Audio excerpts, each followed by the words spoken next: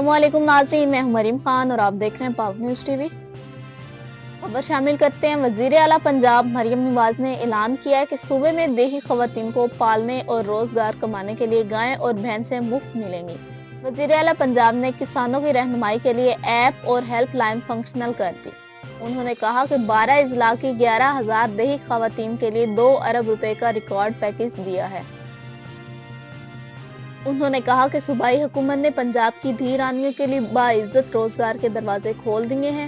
मरियम नवाज ने मजीद कहा कि सीएम लाइव स्टॉक कार्ड से 80,000 फार्मर्स और 27,000 रुपए फी जानवर बिला सूद कर्ज ले सकेंगे। उनका कहना था कि देही खवातीन को पालने रोजगार कमाने के लिए गायें भैंसें मुफ्त मिलेंगी। पंजाब के लाइव स्टॉक फार्मर्स का भरपूर साथ देंगे।